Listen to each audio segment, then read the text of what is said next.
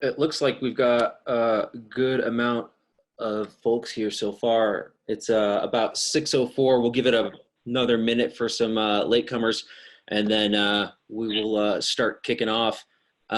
With that said, as you guys are listening to our two presenters today, we have Matty Vogel and Mr. O'Sullivan. Matty, if I recall, you have a presentation on mental preparation and training. And then David O'Sullivan's going to do some nutritional hacks for us as well.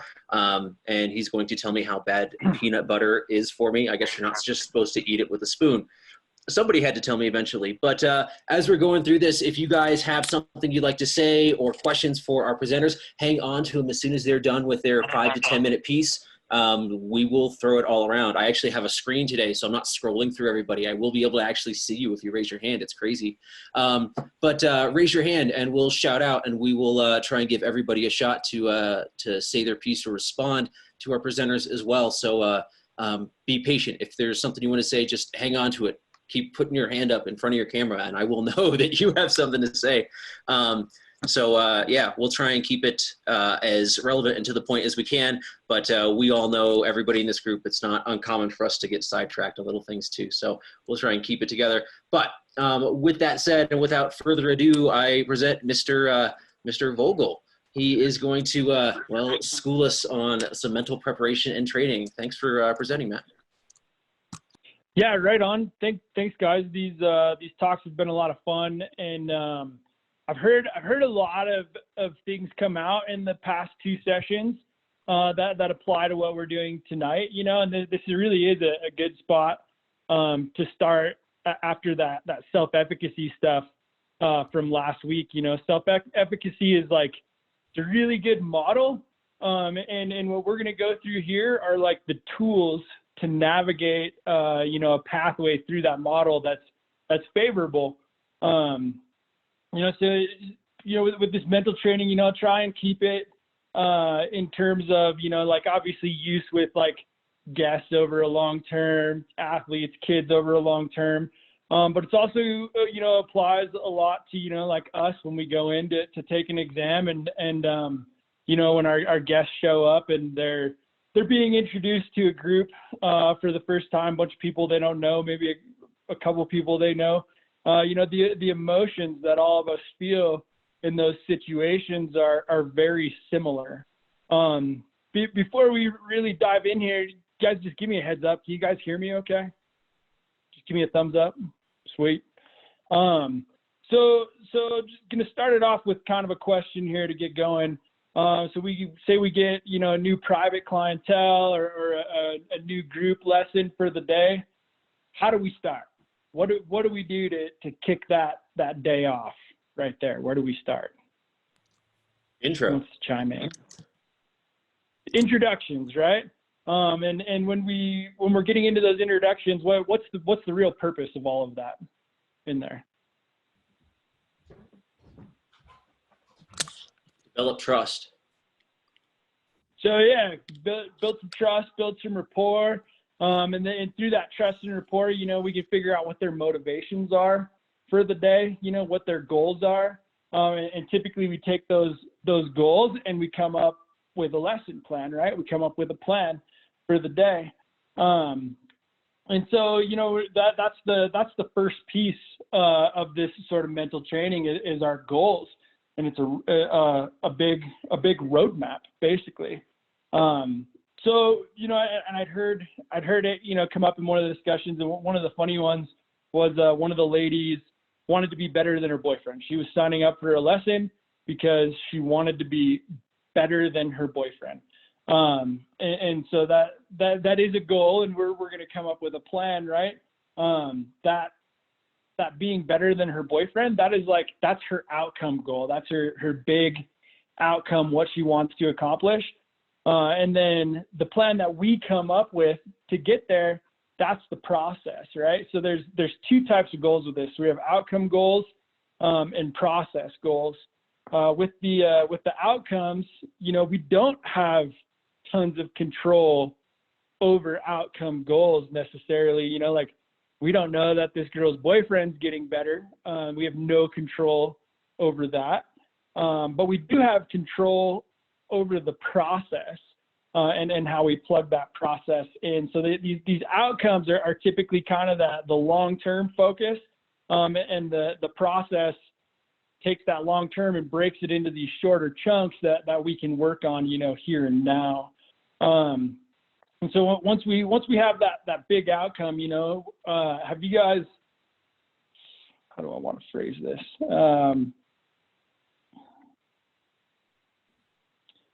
Once we have that big outcome focus, we can kind of take a step back and break it into like a monthly focus, and then a weekly focus, and then a daily focus. And I think a lot of people are on here. I know a lot of people on here have passed RMT. I know the title of these talks is RMT Tech Talks. So I think there are some people in here who are like, have a goal of passing their RMT. And so an example of like taking that outcome goal and breaking it into a process is like, so RMT is going to happen, in April. So by March, I want to have done 4 impromptu clinics. And by February, I want to have me doing, 10 riding tasks on film and so on. But, January, I want to have attended, like 4 MA sessions, or I want to have led 4 MA sessions or whatever.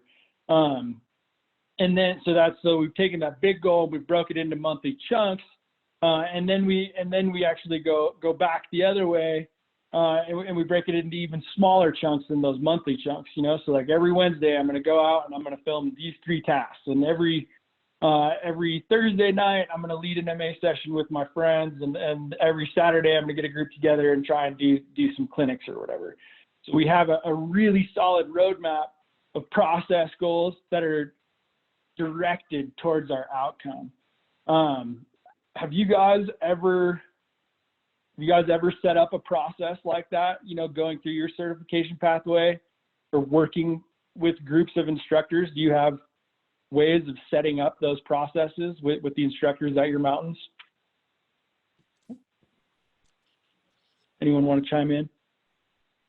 Yeah, Matty, I think I would love to say that we've done that, but I actually think that's been the couple training departments I've been a part of. That's been a point of struggle to get the consistent point of contact to be accountable for that, or to empower instructors to kind of own their own process development has been really hard in the schools I've been involved with. So I actually think it's a point of weakness. I don't know if it's of myself or the schools I'm involved with.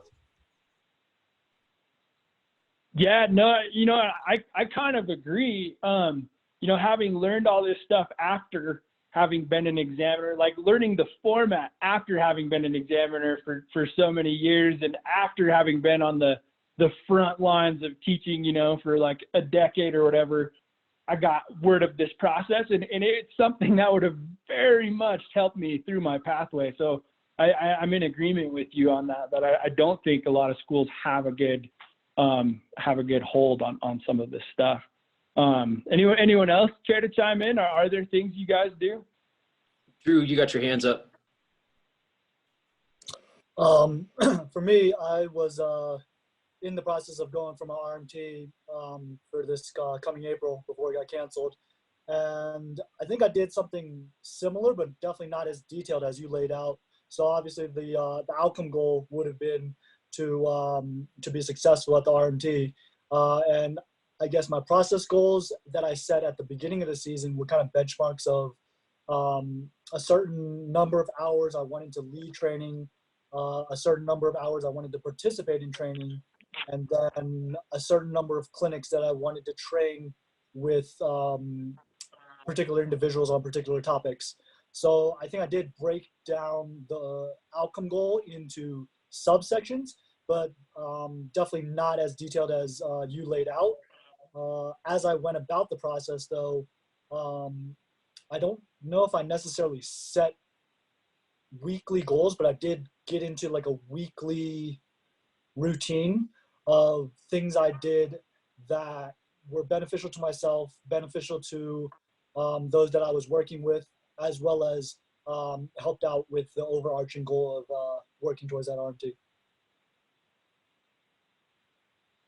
Yeah, right on. I mean, I think that sounds pretty good, and the closest thing that I could think of for a process for myself as I was coming through this.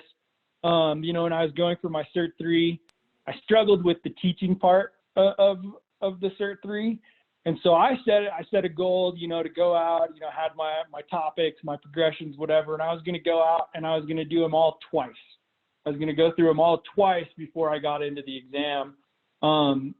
And, you know, almost by accident, like I was doing that to like clean up my presentation styles, whatever. But by doing it in real time, I discovered so many things and just became an owner of it, you know, going through it with different groups of actual guests and applying that stuff. And I became like really appreciative of that Cert 3 process, but that would be as close to an actual like goal setting process that I got to going through the different certifications. Just give a hands up if you guys ever heard of SMART goals. It's an acronym. So SMART goals, the SMART stands for specific, measurable, achievable, related, and timely. So when you're going through these goals, you want to make sure that they're SMART. And you know, just a good example, I heard it last week. You know, one of the things a lot of people focus on is the change up at RMT. It seemed to come up quite a bit in the conversations. You know, so like making your goal of getting the change up SMART. You know, it's specific. We're doing a change up. We could get more specific than just the trick. We could say, I want to be able to do the change up on a flat down rail. I want to be able to do the change up on a flat box, on an urban approach tube, right? So we get more specific, like pick a feature that we want to get this change up going on. And then also measurable, right? So, you know, a lot of people say, you know, freestyle tricks, it's real black and white, clean line, you get it or you don't get it. But you could, again, go further and say, I want to be able to get 3 out of 5. Every day when I walk into the park after work and I go to that box, I'm gonna hike that box 5 times. I want to get it 3 out of 5, you know? And then, you know, obviously is that goal achievable? We might need to start with like board slides or front boards at this point, and run a process for those first. You know, that's kind of up to you guys really. Related. So does the change up help us with our outcome goal of achieving RMT? The answer would be yes, it does. And then timely, right? So we can put a time frame on this. So I want to be hitting 3 out of 5 change ups every day after work, starting at, you know, Thanksgiving when I get back this next year. So that's just an example of how we do these, how we make these goals SMART. And you know, now that we've talked about some goal setting, I think most of us, you know, are really good at meeting people for the first time and figuring out their motivations, and then coming up with a lesson plan. We've always called it a lesson plan, which is really similar to the process goals, right? We build this process to help them achieve their outcomes. And so now, you know, we're going to keep focusing it on the long term of the instructors we work with, or ourselves, or a few of you guys might work with some kids as well, long term. So we've got this roadmap, these goals. It's like a lot of clarity. You know, we might need to reassess them throughout the months or the weeks or whatever to make sure we're on track. But we got this roadmap. We've got this clarity. So now there's some little tricks that we can do to just kind of, you know, keep our head in the game. And the first one is positive talk or self-talk. And self-talk is just, you know, that little voice inside your head. Go ahead, give me a thumbs up if you have that voice. We should all have that voice, I'm sure. So next question for you guys: what does that voice say? Does anyone care to answer that question? What does that voice inside your head say? Don't suck. So don't suck. It could say don't suck. Mine just gives me cues before I go, like breathe or relax before I do something. Reminders. Nice. It says, get up, dust yourself off, and try it again. Yep. Mine just don't second guess. You know, keep your mind free and commit to what you're getting into. Mm-hmm. So really, that voice says what we teach it to say, right? Like we're in charge of that voice. We have control over that voice. That voice says what we've taught it to say. That's us in there. So ideally we want it to say positive things, right? When we're in that pressure situation, or let me take a step back. So we want that voice to say positive things. The thoughts in your head often turn into words, and those words turn into actions, and those actions turn into habits, right? So we want that voice to say positive things in our head, because when you put, over time, that voice, thoughts, words, actions, habits, it takes place over, a long period of time. You add pressure into that situation, and pressure is like a catalyst for that change. So, you're in that exam format, or you're getting up in front of a group of people you don't really know, to learn something new. There's a little pressure there. You're in a contest, there's pressure there, right? So that pressure is a catalyst for this thoughts, words, actions. And if that voice is negative actions and negative behaviors can develop in a short period of time, as opposed to the positive ones, right? So teaching that voice to stay positive will only help us in those pressure situations. There's a couple quotes that I like to put out there for the kids, is don't say don't and can't say can't. So anytime you find yourself thinking thoughts that have those words, the words don't or the words can't, try and rephrase it, try and change it. And that starts to sort of change those thought processes and create good behaviors, right? And one of the things in keeping that little voice positive is we have to learn what we can control. So when we're in that exam format, what are the things we have control over? What are the things we don't have control over in that exam format?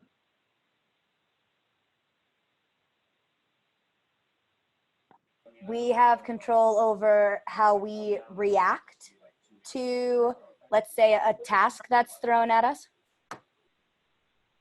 Yep, we have control over our own behaviors, over our own reactions. Absolutely.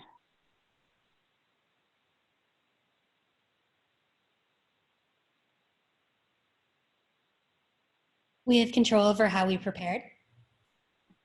Yeah, we have control over our preparation. And a lot of that preparation starts with the goal setting. Yeah, absolutely.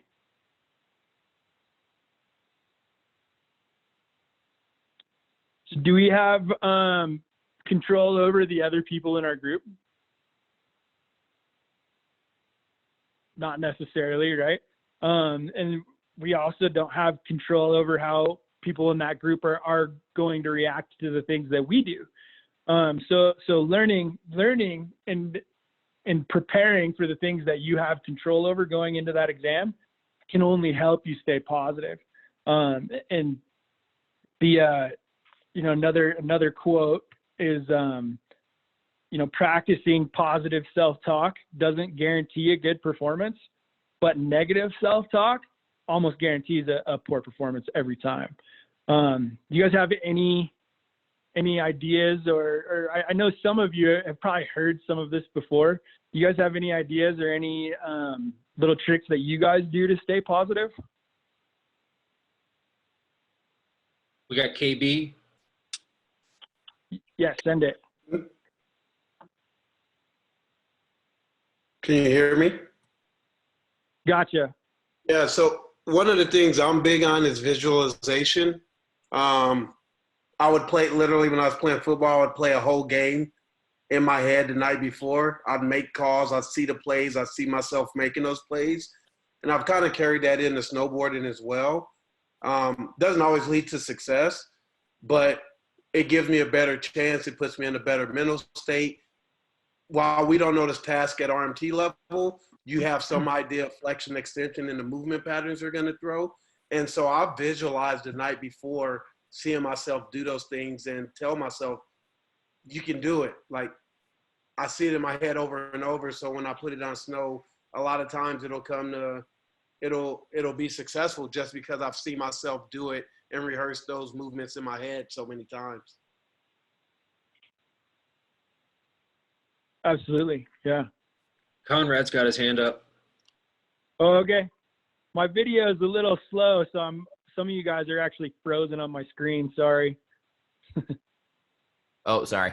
I just, whenever I'm, doing something, dropping into a run or something, I just tell myself that it's just snowboarding and it's fun. And so go do that and have fun. Helps me get in a good mental state. Yeah, definitely. I mean, that's that voice at work, for sure. We want that voice to be positive, especially when the pressure's on. Anyone else? Tony's got his hand up. Oh yeah, go Tony. Yeah, I like to, a lot of people, when they get in exams, they get stressed out because the examiner's watching them, their peers are watching them. I always tell people the reason we're watching you and your peers are watching you is because you're inspiring and you're inspiring people to watch, and you're turning people's heads and things like that. And, the idea of like, when people get nervous when the examiner asks them questions, go into your exam thinking like, hey, you're going to teach the examiner something new, or you're going to tell them something new, or, like just uber confidence, just exude confidence. I think we'll try to start helping change that mindset of questioning and analyzing everything you say and or do. Yeah, and that starts to lead into kind of this next section, a little bit of energy management, but somewhere where they can find that support too before they go to the exam. I think only strengthens their mental attitude going into the exam as well. I can't see if anyone else has their hand up. My video is like totally frozen. Brennan's got his hand up for sure. Oh yeah. All right, sweet. Go for it, Brennan. Yeah, my question is more on how, like, the timeline of getting buy-in to these mental skills, these mental trainings, like positive self-talk and so forth, more so than the specific words. But when you're working with like your athletes, or we're working with our people going for exams, or maybe people in this group are going for an exam, like, what's your experience been on how long that takes to roll out to become like a more usable behavior for people? Are you talking about building trust, or just like getting this stuff to work in general? Yeah, like I started using this a lot with my athletes the last couple of years, but I kind of graduated to it once they were exceptional physically, like they were already crushing, and we kind of added it in. And I don't think that's the best way. Like, I think this should be trained earlier on. And I was just curious what people in the group do to get buy-in to it. Because I think at first it can feel a little, like, if you're not familiar with these mental training and performance training skills, it can feel a little strange to be like trying to find the words to say and stuff. It's almost like a fake it till you make it. And I just wondered if anyone had seen success in like making that timeline more efficient for either their athletes or the people they train or themselves. Yeah, my experience, it's been it just varies so much depending on the kid, depending on home life, school life. There's so many factors that change that timeline with these people, with these kids especially.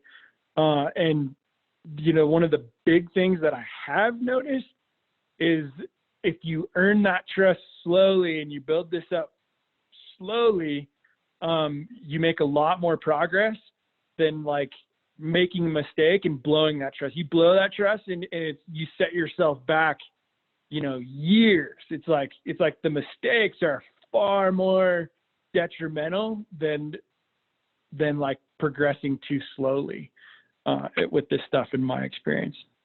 Does that make sense?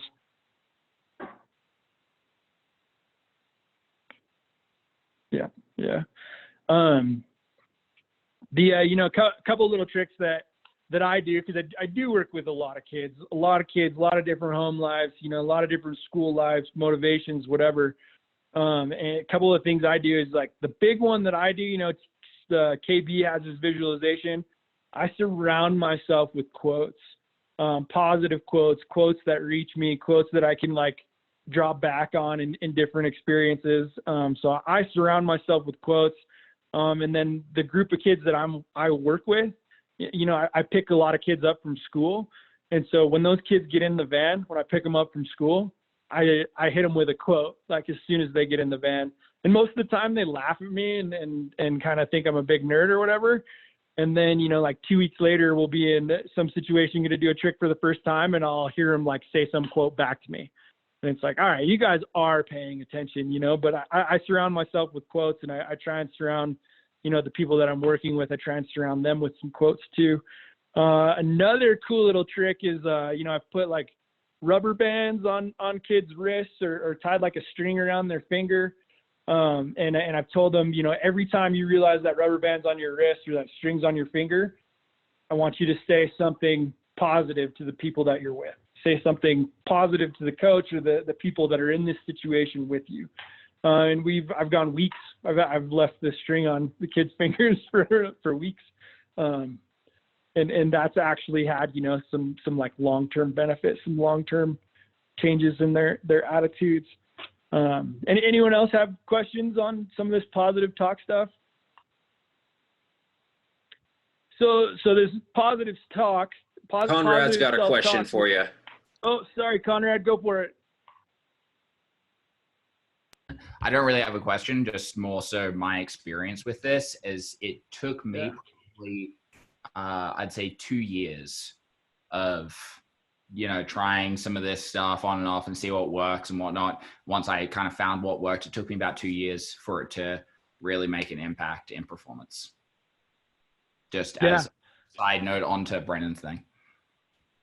No, that's great. And honestly, I think when I started becoming really aware of it and paying attention to it, you know, it's a never-ending game. Like you're always working on it, really. But yeah, it took a long time to fully like get myself in a zone where I felt good about it. Yeah, like probably close to 2 years. Yeah, definitely. You know, so you have these goals, you have these roadmaps, and sometimes, you know, maybe some of you guys are like, well, I'm not trying to complete my RMT in 2021. I'm going to complete it in 2022, right? It's a long ways out. And so positive talk is what helps you stay on track to achieve these goals. You know, some of these goals with people you're going to run into, like honestly, in our profession, the bigger the goal, the better. The bigger the goal, the more we're working with them, the more fun we're going to have, the better, right? So positive talk just helps us all kind of stay on track. And the longer you get to work with a group of instructors or guests or kids, you know, there's a lot of highs and there's a lot of lows in any sport or activity. There's frustration, whatever. So staying positive is just, you know, another tool that keeps you going. This next one is what we call energy management, and it's a little bit more of like the day-to-day type stuff, even hour to hour. You know, relates a lot to like Maslow's hierarchy of needs, you know, whatever. But basically, it states, you know, high energy.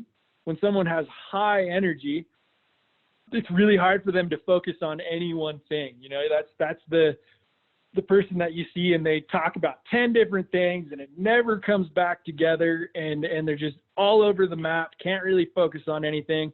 That's a high energy state of mind, right? And then low energy is like, you kind of wonder like why you even got out of bed. Like, what's the point? What are we doing here? Like, there's no purpose. And I imagine with this group, you guys could reflect back to some exam situations where I'm sure you've seen both of those in exam situations, or both of those in some different group lessons that you've taught too. So, you know, what are ideally we want to be in like the neutral state, right? That's the flow state of mind. That's, you know, mindfulness, being totally present. That's where we want to be. That's where our optimal performance is achieved. So what are some of the different factors that affect our energy, you know, either move us higher or lower on this energy scale? Any ideas? Claire's got her hand up. Yeah, go ahead, Claire. Oh, farts. Okay. Can you hear me? Yeah, Nutrition and sleep. absolutely. Absolutely. And I think the next speaker is going to talk a bunch about nutrition. I'm sure he'll get into some of that. But yeah, nutrition and sleep. Absolutely. We got And that Chandler. can change throughout the day. Oh, go ahead, Chandler. Mainly just it's just experience. You know, you gotta get out and ride with your staff. You know, talk on the chairlift, talk in the locker room. You know, share your stories, share your day. That's how you just everyone has a different outcome of every day that's spent, and then you share your ideas and what went well, what went bad, and that's really you just learn from each other. You gotta communicate and just work together and just share stories, and that's you're gonna get real good. Yeah, absolutely. You know, the more we talk to other people and the better prepared we get going in, that's going to affect our confidence, and our confidence is going to play a role on where we're at in this energy scale. Anything else? We got Lynn with her hands up. Go ahead, Lynn. Emotional intelligence, especially self-regulation, plays a really big role in energy. Sure. And I'm not too versed in like some formal emotional intelligence training. Can you elaborate a little bit? So self-regulation is your ability to manage like impulses and emotion. So for example, if something in the past would get you really like wound up about something or really pissed off about something, you need to be able to calm yourself down. Or if something like just makes you not interested anymore, you need to shut that out and be able to keep yourself level emotionally. And that allows you to be successful, and that allows you to have the positive self-talk also, which you talked about in the first one. Yeah, right on. Agreed. We got Claire. Anyone again. else have their? Oh yeah, Claire. Talking about a little bit what Chandler said, I think also like who you're riding with can affect your energy level. When I've done clinics before or exams, the group dynamic can really feed into that energy level. If like people aren't really interested, like Lynn was mentioning, kind of like say you kind of get complacent and you're like, I'm not really into this, like being able to manage it, but also like, you know, being able to either like amp up the group or, you know, if the group's kind of coming down and you're not ready, like to be able to see that and kind of separate. Absolutely. And then, you know, especially in that RMT exam, like more than any of the other ones, you know, the group interaction, like the group interaction can help and hurt people in that clinic scenario. So yeah, absolutely. The people you're around can bring your energy up and down as well. Yeah. You know, some of the other ones I had are basically life distractions. One of the things I deal with a lot, you know, working with kids is so-and-so got dumped or, you know, too much homework. You know, we're working with instructors, you know, there's always a worry about like, oh, I need a good lesson. I need more money coming in. So those life distractions can also bring the energy high and low as well.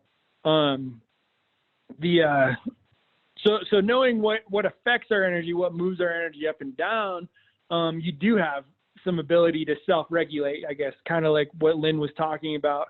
So you do have some ability, you know, you are in charge of your nutrition. You know, you can't really control the weather. The weather makes some people kind of move through these energy states, but you do have control over your nutrition, and you do have control over how you react to the group and your sleep situation. You know, we're working with kids again, you know, you get some kids that are kind of low and not sure like why they're snowboarding. They got so much homework to do, whatever, you know, a little dance party, sort of cheer them up, break them out of that funk, like get some movement going. Right. So there are things you can do to sort of self-regulate and bring yourself back into that neutral state. One of the things that I'm working on trying to learn more about is I went to this talk with a guy, man, I always want to call him Lowell Whitman, and I know his last name is not Whitman. No, it is Whitman. Yeah, it is Whitman. All right. Yeah, Lowell Whitman, and he is he's a sports psychologist at CSU, and he did this really interesting talk with energy levels and confidence. And so, you have someone in that high energy state, they had like 3 cups of coffee, whatever, you're going out, they're going to be the first ones to do the teach in the morning. And you start really ramping someone up in that high energy state, you're just pouring gas on the fire. Like, you're doing nobody any justice, right? You're just making them crazier. But you have someone, but then the flip side of that is you have someone who's a really confident person, and they're a little ramped up, and you go like full football coach on them and like, oh yeah, you got this, and try and ramp them up. It actually levels them out. So like their own personal confidence and how you address their confidence alongside this energy thing has a lot of effect. And the guy who presented it, I've kind of been reading my notes from his presentation for a while now. He's not a clear speaker, but he worked with Michael Jordan. He worked with Louis Vito. So he's worked with this caliber of athlete that's insane. So I've kind of been trying to decipher a lot of that, but someone's confidence can allow different tactics to move them through these energy scales is basically what I'm trying to say. So yeah, for the mental prep, mental training, we've got the 3 areas. So goal setting, and we have outcome goals and process goals in that goal setting. And then, once we lay that roadmap out with our goals, we work on staying positive in our mental state. And then, day in and day out, trying to keep our energy right there in that neutral zone. Do you guys have any other questions on that? Chandler's got a question. Yeah. Not really a question. I was just kind of relating it back to the last, tech talk about the self-esteem, or if you're confident or not, and then like believing in yourself. If you're like you're not believing in yourself, then, or if you think you did a good job or you don't think you did a good job, like you don't really know, and it could be for better or worse. But it's just having the motivation and the confidence in yourself is only going to actually really show ownership and like you really just gonna deliver what you want to deliver. But if you start like questioning yourself or second guessing, it can really hurt you. I was kind of seeing it back on that the last topic. Yeah, absolutely. And when I was talking about that confidence piece, I was kind of addressing it more as like the educator, the teacher, the leader of whatever group. And the flip side of that is you have someone who comes in with, a lot of self-esteem, like high confidence, high self-esteem, and they're in a good place, and you start playing, the super supportive role or whatever, and you can start to like make them question themselves a little bit.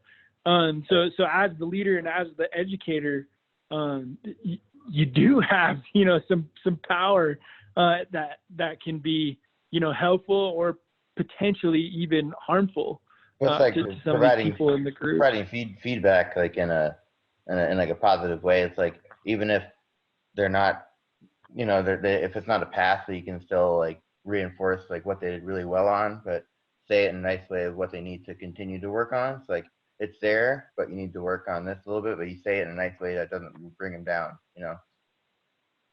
Yeah, absolutely. Yep.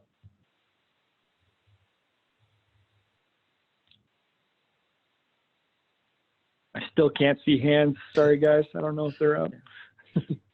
Is there anybody else with anything to add?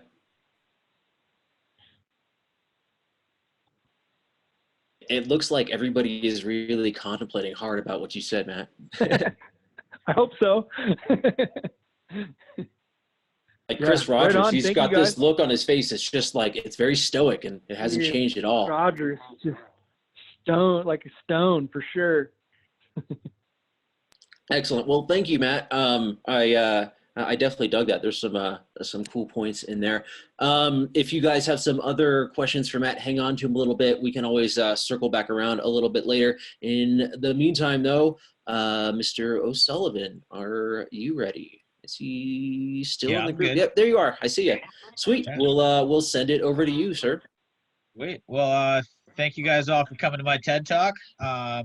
You'll have to excuse me. I'm really congested right now, so I have that, nasally crap going on top of a voice like a 10-year-old who smokes. So like, good luck listening, but appreciate y'all coming.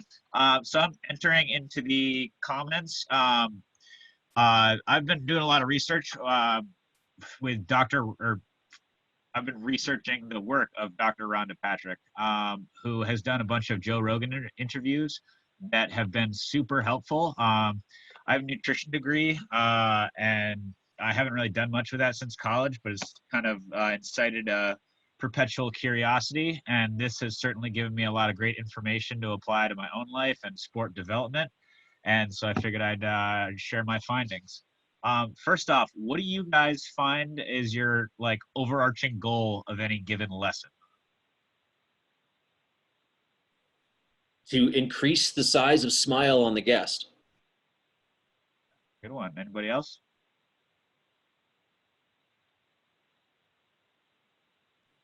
Claire.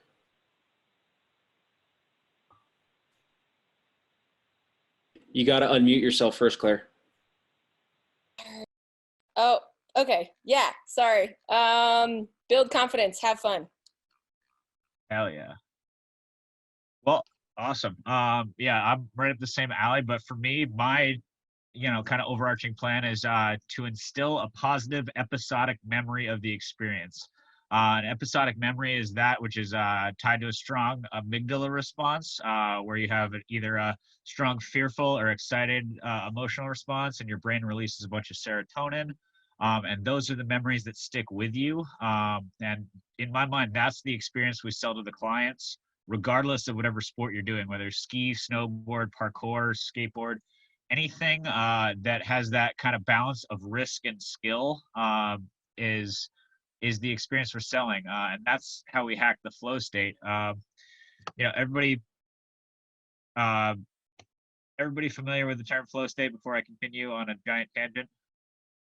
Cool. So from what I've found, there's not like an amazing amount of research on it right now, but it's certainly my next endeavor to find out more about now that all the ski and snowboard certifications have been canceled for the rest of the year. That's my next professional curiosity instead of adaptive and snowboard one and child specialist. But from what I've gathered so far, if say this is a graph, I don't know which way I'm on you guys' camera. But if this is risk and this is your skill, up at the utmost of either of those is where you find the flow state, because you're managing your own risk and your body releases a bunch of nitric oxide, which is an important regulator in your circulatory system, your nervous system, and your immune system. And it basically vasodilates all your arteries to increase blood flow to your tissues. And it has some part in the inflammation response. But when it does that, you have a whole bunch of blood flow that flush out all the negative chemicals in your system. It allows serotonin and endorphins and dopamine to all rush in, and it just that's the memories that really stick with you. So in my mind, making those episodic memories and trying to hack the flow state is the goal of this entire thing. And that's the addictive part of it, because it's one of the most addictive chemical reactions, period, not just the ones that your body can create. But like, I haven't actually seen the studies, so I'm kind of spitballing here, but from what I've read, I believe it is more addictive than like cocaine. So that's in my highly amateur opinion, that's why a lot of people that are former addicts can turn to action sports and use that as kind of a rehab mechanism, because it's one of the few highs that override what they had already been addicted to. But to increase nitric oxide in your daily life. Green leafy vegetables, root vegetables, and beets all have a decent supply of it. And that's part one. All right, so stressful events release cortisol, which triggers an inflammatory response. Whether this is just something you're nervous about, whether you're in actual physical danger, or you're like me and you fucking are a terrible public speaker, anything that's stressing your system, whether it's obesity, age-related genetic damage, a neural disease, an inflammatory disorder, depression, injury, or sickness. It all kind of comes together, but releasing pro-inflammatory cytokines, which just kind of kick off an inflammatory response that becomes a downward spiral. So this can also be triggered in the gut by things like sugar and highly processed carbs, in addition to the other obesity and age and sickness, injury, all that. So pro-inflammatory cytokines can cross the blood-brain barrier and cause neural inflammation, which creates a feedback loop where the body senses a foreign invader, instigates the inflammatory response, and it just gets worse and worse without actually solving anything, which also disrupts your production of dopamine and serotonin, as well as norepinephrine. So all your feel-good and rewarding chemicals are, hindered. And so that's one of the reasons I'm so addicted to finding the flow state, is because outside of long-term nutritional changes, that is one of the quick fixes I've found to help disrupt a cycle of inflammation. For a little about me, I have asthma, eczema, and allergies, so I'm pretty much always inflamed in some way. But during this inflammatory response, it also releases, it's called E2 prostaglandins, which decrease your ability to release serotonin, and it fucks with your regulation of mood and increases impulsive behavior. And so during this, tryptophan, which goes to make serotonin, goes to make immune cells instead, which depletes your brain of serotonin, and you don't get that positive reward and feel good system. But we can actually use this to our benefit to some degree, because anytime there's, at least in the acute sense, there's anxiety or stage fright, you get that cortisol release, which is a negative stress hormone. So whether you're competing, you're about to perform or public speak, or you're just in a stressful situation, this actually sensitizes your endorphin receptors. So when you are done with that stressful situation, you get a increased endorphin rush versus what you would already have. So it's kind of relaxation as a stress reward system. And this all plays into, by the way, I kind of end up lecturing about science stuff. So if you guys need to stop me and ask questions, let me know, because I realize I'm just kind of throwing information at you. Do we have any questions so far or comments? Nope, just bored people. Cool. All right, so I've been looking into this process called hormesis, which is a stress response mechanism, which is just kind of, in an evolutionary sense, it builds up your stress resilience. And so whether that's, outdoor, you're working in the outdoor environment, you have to tackle temperature, weather, physical dangers, what have you, that building up that resilience will help fight the stress response in the long term and reduce inflammation. So speaking as a guy that coaches indoors, as a gymnastics and parkour coach mainly, and then the ski and snowboard coaching is kind of a developing skill set. I wish I were outside, because I feel like I would be a less soft individual and probably a lot happier. But that'll come with time. Anything to add so far? Hormesis sounds like a pretty killer metal band. I'm just gonna throw that out there. It would be a pretty good name, yeah. And just turn it up loud until it's stressful. Be good. All right. So then, wow, what's up, KB? I love your topic on the flow state. Has your research led you to find anything regarding how you tap into the flow state? So there's a couple different types. If you guys want to go to here, let me write in the comments, the Flow Genome Project. They have a quiz on their website. I think the homepage that it allows you to determine what type of I guess flow state participant you are. I'm what's called a hard charger, which means I hack into it by like going all out and probably nearly dying. I find it quickly through going as fast as I can on whatever, whether my feet or a board on a mountain or something with wheels or dropping out of a plane. But some people also find it from, just focusing on their breathing and doing things like painting or writing. So there's, it's different for a lot of people. Some people are, on the softer side of things where things that relax them can help them tap in. Whereas me, I'm probably going to die soon. And, that's where I'm at my best, strangely enough. Good question, though. So yeah, if you guys want to look at the Flow Genome Project website, that has yielded a lot of cool things to me. And that's actually the next coaching certification I'm going to try to get. But I find a lot of problems in my life and in many others is uncontrolled inflammation, whether that's from, medical causes, obesity, or, smoking, what have you. It just becomes this triage of energy and your body's in a constant state of repair. And, the best fix for this seems to be to tackle the root of the problem and fight GI inflammation, because apparently like 75% of your immune system is in your gut.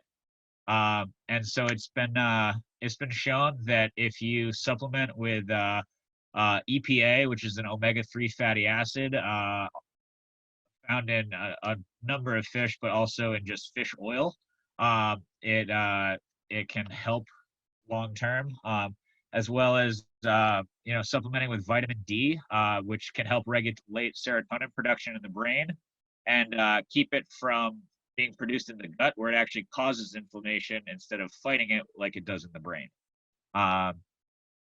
Also, aerobic exercise causes muscle to soak up immune cell production to avoid inflammation in the brain specifically, and increases the production of tryptophan, which is the precursor to serotonin. So basically, if you guys had some fish oil and, resumed your outside lives, whether, because we're on a mountain, we're always doing some sort of aerobic activity, right? Whether, even if you're not snowboarding, you're usually having to think fast and talk fast because, you have a limited amount of time with a client and you're trying to give them their money's worth. So if you can find ways to supplement that while you're currently stuck at home, you might be a little happier and healthier just by, a little supplementation and finding things that can engage you outdoors. Other than that, a B complex vitamin is involved in pretty much all cell metabolism and can help repair your DNA, which a lot of this DNA damage that kind of goes by the wayside is the root cause of a lot of problems in our lives. And then, do we have any questions so far? Neat. So has anyone heard of glutathione? Yeah, so it's a major brain antioxidant, and I haven't actually looked into getting it for myself, but I've been hearing a lot about it in podcasts. And apparently, if you're gonna try to supplement with it, liposomal glutathione is the kind that can bypass barriers into actual cells themselves, and will be a lot more effective as anti-inflammatory. I haven't necessarily found a way to do that nutritionally, so the antioxidant I like best is called sulforaphane, which you can find it in cruciferous vegetables. It's a powerful antioxidant. It has anti-cancer properties. And of all things, in broccoli sprouts, it has like 100 times the concentration than like any other food source. And you can grow it at home for a far greater yield.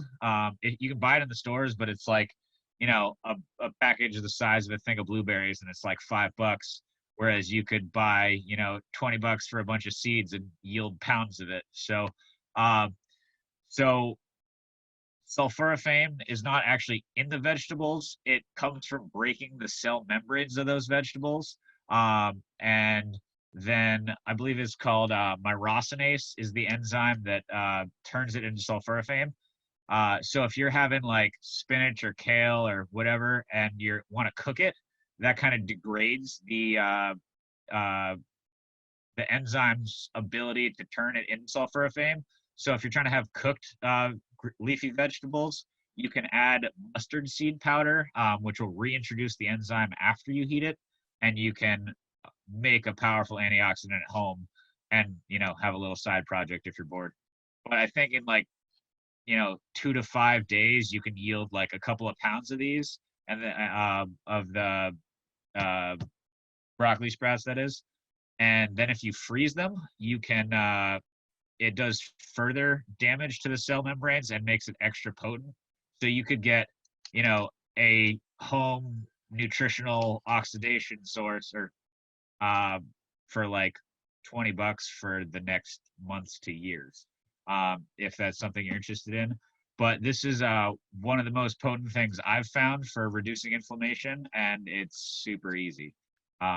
So there's that.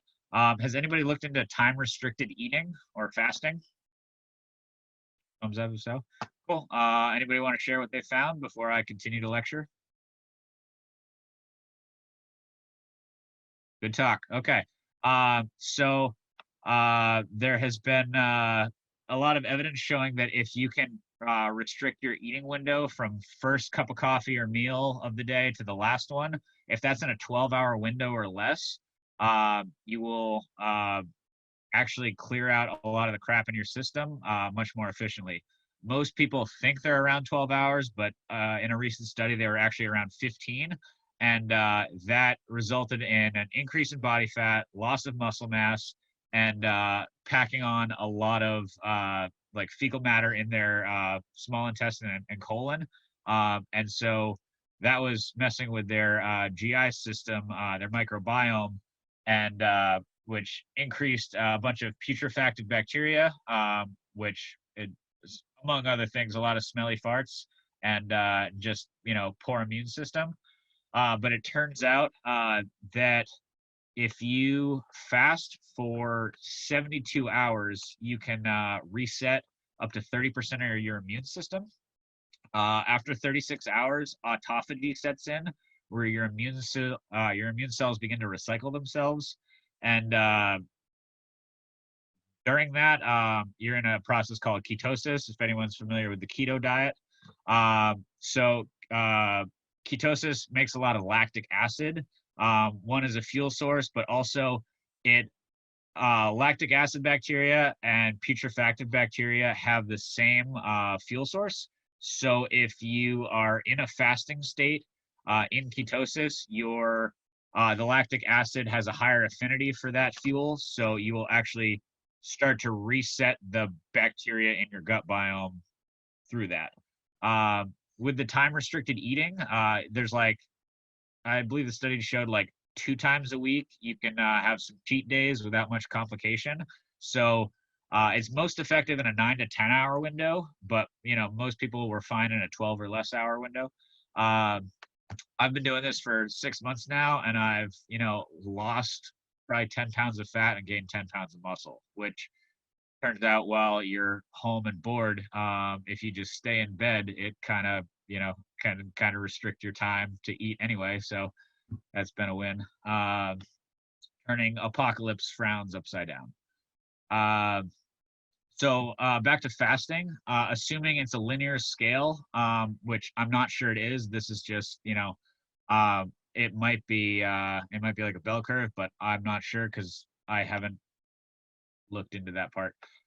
But 36 hours autophagy sets in, so your immune cells recycle. After 72 hours, it's been set up to 30% of your immune cells have recycled themselves. So assuming that's linear, that's 10% of your immune system every 12 hours post autophagy at 36-hour window. So if you're having any type of inflammation symptoms, I highly recommend it. I've done 248 and 272-hour fasts in the last 6 months, and I feel 1,000 times better. For that fasting, I used water, lemon, sea salt, cayenne, garlic, and apple cider vinegar, and I would just mix them all together. Tasted fucking awful, but it clears out your system like crazy. And I have an irritable bowel, so like before it, I had some stanky farts, and working with a bunch of gymnasts as a spotter for bars especially, I'm standing on a block and just crop dusting kids who are their faces are below ass level. So like I felt so bad, and hoping any pink eye in the gym was not my fault, but like who knows. Yeah, Corey's face right now is priceless. So this has done a whole lot to help combat that. But yeah, so I'm basically using the knowledge that I paid way too much and I'm still paying off loans for in college. I haven't used that for anything professional, but I'm trying to use that to fix me. And this is how I've done it so far. So my takeaway for all this is I want to help you give yourselves the health boost in this trying time to better tackle the challenges that lay ahead. If you can find those activities that involve mediating your own risk and to find the flow state to purge that negativity from your life, that way we can all embrace our passions and spread it into a world that desperately needs it. So as a recap, cruciferous vegetables and broccoli sprouts especially to grow your own sulforaphane. Supplement with fish oil, vitamin D3, B complex, and glutathione if you feel like it. And then time restricted eating and fasting have done me a whole lot of good. Yeah, I'll open it up to any questions. What's up, Pat? On the topic of the flow state, have you ever heard about The Rise of Superman? It's a book that talks about the rise of action and adventure sports and how to get into the zone. I've heard of it. I haven't read it though. Yeah, it's a really good book that got me diving into the study of the flow state as well. And it talks about the 7 characteristics of flow state. And I think they're really interesting, really close to kind of what we do to walk through that Maslow's hierarchy of needs to get to that self-actualization place. Yeah. So it's a really good book to check out on your research. You guys got plenty of time. The Rise of Superman. And it's a really good study in the flow state.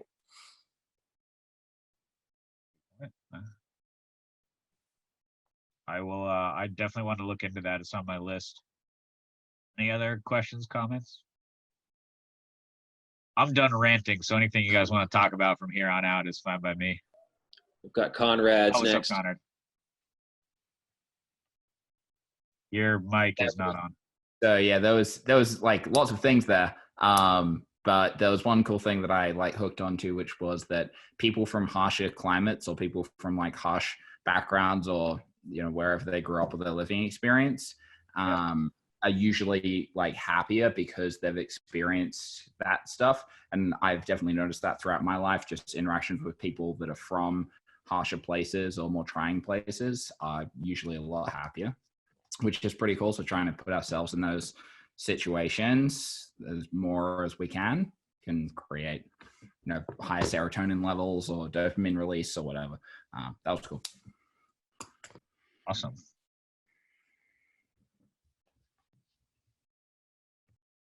Have you guys found any ways that you like to hack into the flow state?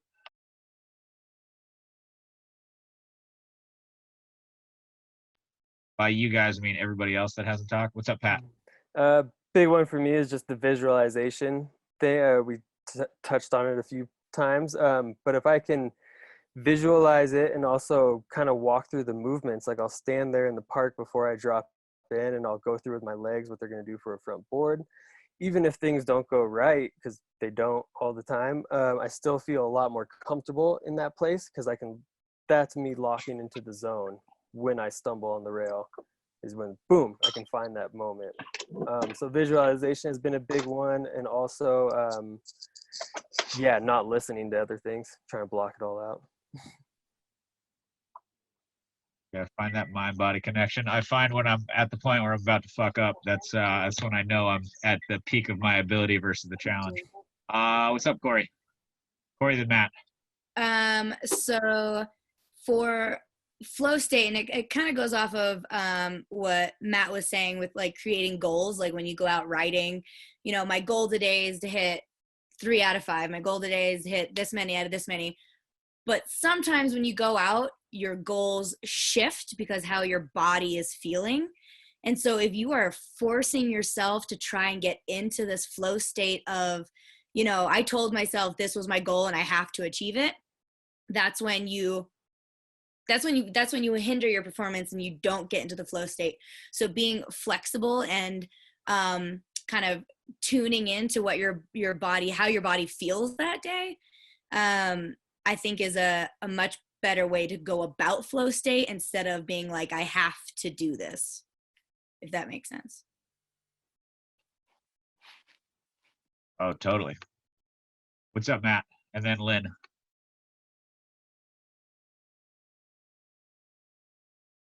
You know, not trying to contradict what Corey just said. You know, my sort of like learning preferences and information, like the way I take information, like I'm a cognitive doer, really. And so if there's a lot of talking going on, a lot of talking, a lot of thinking, a lot of that stuff going on, I can get really absorbed into it. But it takes me out of that flow state. When I kind of just force myself to go out and do something, anything, that allows me to just like sort of plug in and the, you know, the brain kind of goes off and the like consciousness in the moment engages itself. So like I do oftentimes have to just like force myself to do just anything to get into it. Point. Lynn, what were you going to say? I noticed that the more focused I am on process rather than outcome allows me to get into flow state easier. Does that make sense at all? Yeah, totally. Like if I'm like, I'm going to do 10 frontside 360s and I'm not leaving until I land 10 perfectly, I can't get into any type of flow. But if I decide I want to do this and this when I work on them and work towards doing them, it lets me get to a flow state and I'm way more successful. Plus, it's just more measurable changes instead of being like this outcome in the distance. You know, you're giving yourself a breakdown of steps to succeed. Good. Chandler. As far as like personal riding, I find more like a flow state could be more active or passive. I mean, my favorite places to ride are like, you know, bumps and trees. If people know what they're doing, they form the bumps like really nice, or like the banks in the trees like build up like really flowy, so I could become more like passive and it naturally happens and I get this really nice flow, like that I don't have to work too hard. Whereas if, you know, something's a little choppy, a little rough, like I can still try to get into that flow, but I have to be a lot more, you know, on point. I have to be a little quicker on my feet. So that flow state could be either more relaxed, you know, more passive, or I got to be more tense and uptight. As far as like teaching, depending on what resort I'm at, especially if I get like upper levels, they could start on like the main base area and kind of give them in that flow, get them, if they're not familiar with the area, get them used to the resort and kind of those easy trails, but then work your way up. And then by lunch, you have a good midpoint spot, like a good lodge on Upper Mountain. And then you bring them over to this new section of the mountain in the afternoon, work them hard for a couple of runs, but then kind of flow them back towards the resort. So you're teaching them, but also guiding them into their knowledge of how to get around the mountain. So getting into that flow of the teaching and being a guide too is kind of a cool flow state I've found.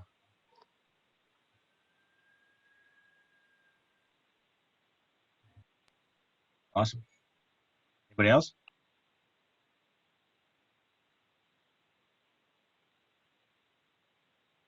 Here. I'm not sure I quite understand the whole how to get into the flow state mentality. If somebody could explain that or elaborate a little bit more on it. Pat, you want to take this one? I just pulled it up because I was curious about the characteristics of flow and how to get into it, how to tap into it. So there's two things that they describe. There's micro flow and macro flow. To have macro flow, you have, all 8 characteristics, and then to have micro flow is something that a lot of sports and athletes achieve, and it has a pull from a different whichever one. So they're, number one, complete concentration on the task. So you do have a clear goal, clarity of goals and reward in mind, and immediate feedback. So you're not only giving yourself immediate feedback, but we do that as well. Then in flow state, transformation of time, speeding up, slowing down. That's kind of a symptom of flow state. The experience is intrinsically rewarding. So we're getting a reward out of this, whether it's exercise, a thrill, a trick, or anything like that. In flow state, another symptom is we feel effortless and ease. So we kind of feel that passiveness, that ease going into it. There's a balance between challenge and skill.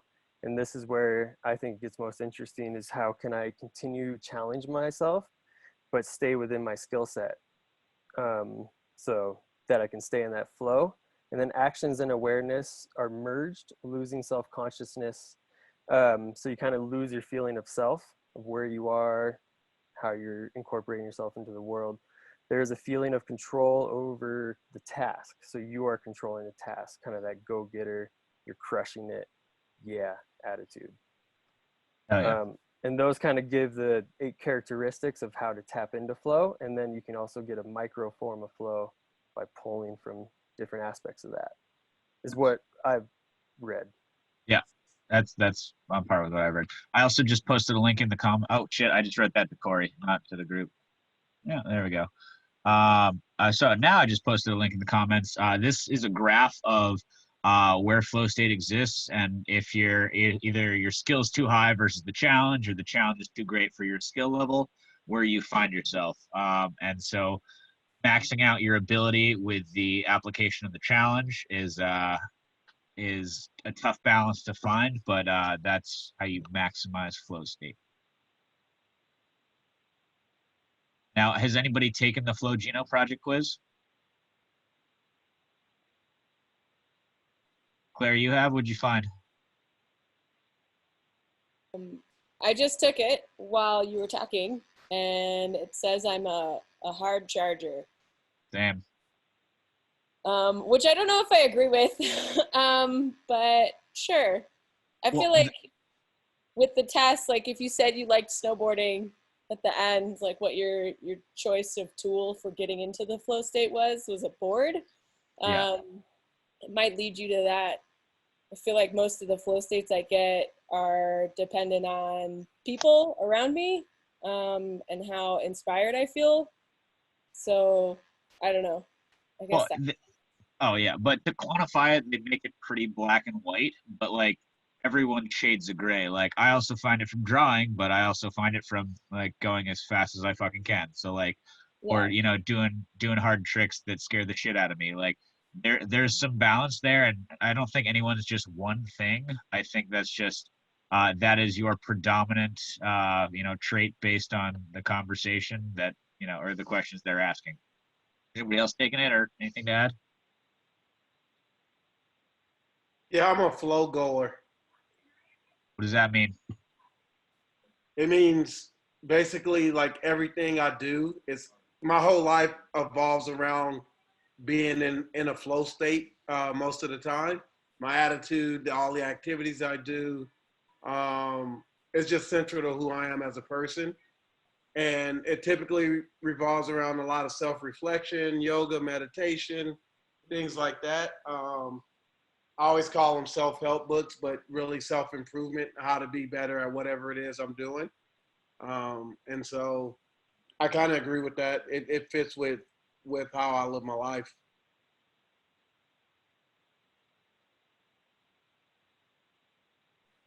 Well, keep doing you, man. Inspire others to be better. You know, if you're living your passion, that can only produce more good in the world. Anybody else taking it? What's up, Drew? Just for clarification, I've only just started like looking into flow state, but I think earlier you introduced it almost at like a point where it was risk and skill. So let me see if this works. And so you had it like described almost like a point, but I've heard it described more like a zone. So like we can still have like low skill relative to risk, and still get into that flow state, correct? I think you're muted. I can't hear you. Can't hear your response. Oh, my bad. Take a look at the link I posted in the chat. It shows the graph for each zone, whether it's boredom or anxiety or actual flow.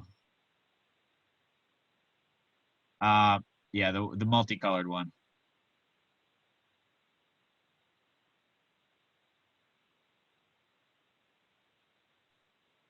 So to jump in again and ask a question, what is the point of this flow state? Why do we want to be in it? What's the advantage?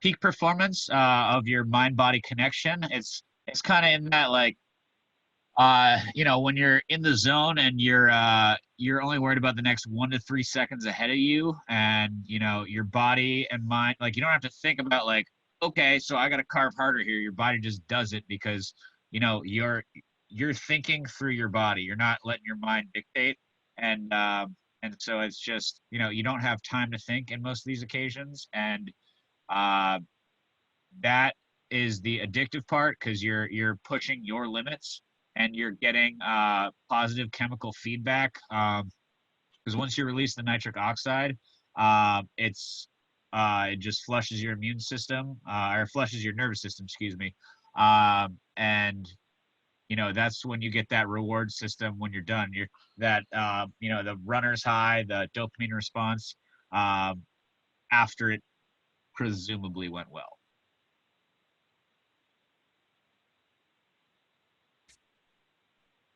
Glenn. So theoretically, does flow state allow for a positive anti-inflammatory response? Oh, absolutely. Yeah. It's I mean, effectively clears all the negative chemicals from your system for at least a short time.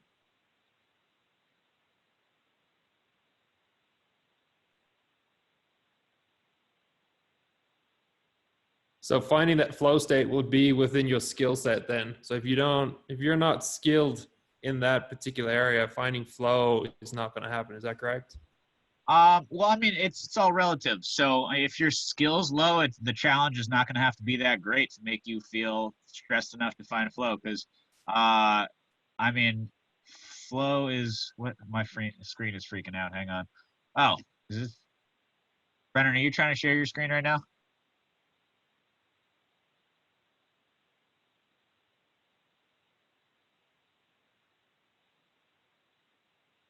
Okay. All right. I thought you were going to show the graph or something. So yeah, that flow state graph, because flow is right between arousal and control. Arousal being the high level of the challenge and your skill level being medium, and control being your skill level's high and the challenge is medium. So when the challenge and skill level are both at their peak, you know, everything is there's presumably not that much time to react, so your body just kind of takes over. You know, does anybody have a better way to put all this? Because, you know, we're all different types of flow goers. What was KB's title? Flow goer. Flow goer. Okay. Yeah.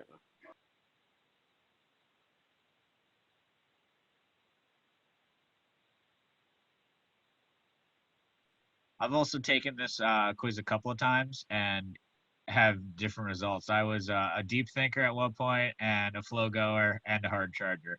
I think typically I'm a hard charger with action sports, but there's shades of gray, as we said.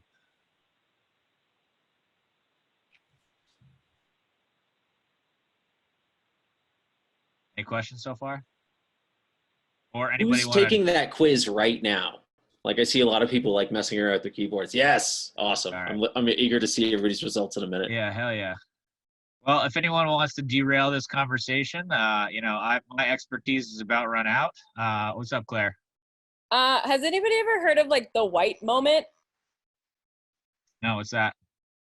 And maybe this is like my crazy swim coach from college talking, or high school, is he would always try and get us into this like white moment. And I have a feeling it has to do with this flow state, but in swimming pertain to like where you're swimming really fast, like you're fastest, but you don't feel the pain, like where your body kind of like disconnects and it turns into this, like we called it the white moment, where you would come up from your race and you'd go your fastest time, but it didn't feel like your fastest time because it felt like better than that. Like it felt like you like kind of took off from this earth and then came back. You know what I mean? Otherworldly, quasi-mystical, perhaps. What's up, Lynn? I know what you mean, Claire. It's like tunnel vision, but the good kind of tunnel vision. Like when I played hockey at school, everything else would disappear and I'd only see like the ice in the game. And I'd only hear the people like on my team. I wouldn't hear anyone screaming from the crowd or anything at all. And that's when I'd have the best game. Though I had a really crappy game, I'd hear everything and notice every little thing going on. Yeah. I guess I'd like kind of like you said about drawing, like where you just like lose track of time.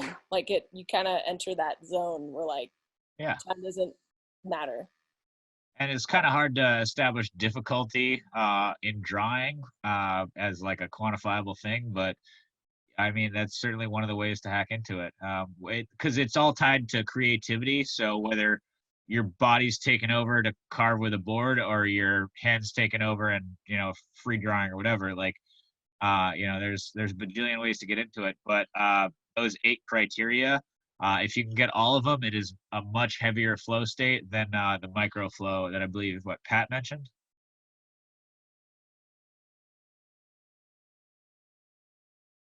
Sorry, I started taking this quiz. What was that? Oh, you were the one that mentioned micro flow, correct? Yeah. Would you read that? You needed all 8 to have the macro flow, and then or any combination, or even just one of them, it's the micro flow. Is that how it? Yeah, a combination of, obviously not all 8, but it was like at least 3, they said. And the biggest key piece I found was that it all started with having a goal. If you had a goal in mind or something that you were trying to achieve that was rewarding to you, it was much more easier to find that flow state.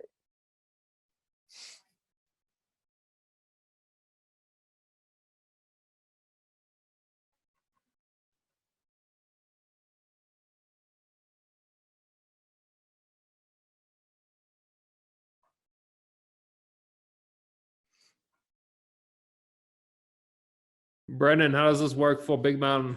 Chime in. Yeah, I think potentially for all competitive disciplines, helping your athletes achieve some sort of flow state is significant. I think in particular, Big Mountain is, I would argue, the most open skill environment.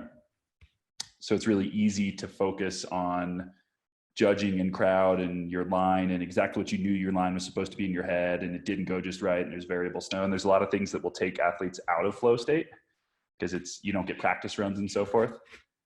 So coaching skillfulness and doing some other things can help your athletes stay in the flow state and potentially perform better and enjoy the experience of competing more. That's what I've found. But I know like Conrad, he's, by the way, one of the top, I think 5 or 6 right now in the country in Big Mountain. What would you think? 8, but Europe, Oceania, so not this country. But America. Yeah, I don't know. It's like I said before, like the way that I tap into it is like the connection to my body and like the the snowboarding is fun and just keep doing that because that keeps me connected to my body. That's how I get into it. I know a lot of people get taken out of it in a bunch of different ways, as you mentioned.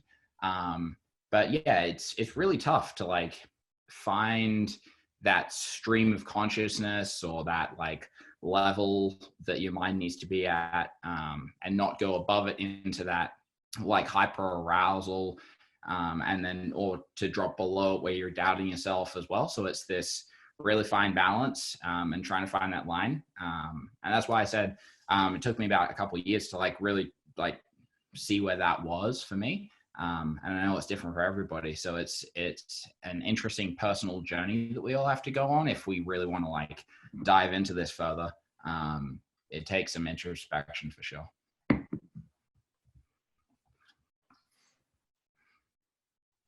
Mike, what do you think with your athletes who've competed slope and rail and racing and all that? What do you see with flow state in them now that you have like a baseline knowledge of flow state?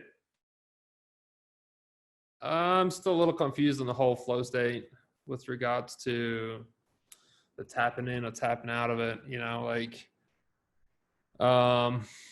personally for me, the way that I think about it is it's not a tapping in. It's just a sensation that overwhelms you within a particular period of time that either works to your advantage or doesn't work to your advantage. So how you perceive what is in front of you versus the reality of what is in front of you. So that perception changes according to you know, how you're feeling. So if you're intimidated, it's harder to kind of get into that zone. Whereas if you're not intimidated, it's kind of easier to kind of feel at home with that particular scenario. So I would say with regards to the athletes, it's trying to make them feel as much as home as possible with the terrain to begin with. And then from there, you'll see who's comfortable and who's not comfortable, and then an idea of where they're going to go with that day. But yeah, again, I think it's hard to figure out what works for one person doesn't work for you, what works for you doesn't work for another person. But the whole tapping into it is still a little confusing on my part. Have you taken the quiz? I started, but then they asked for my details, and I don't put my details online, so I X'd out of it. Gotcha. Okay, well, I mean, make some shit up and find out. Matt, what's up?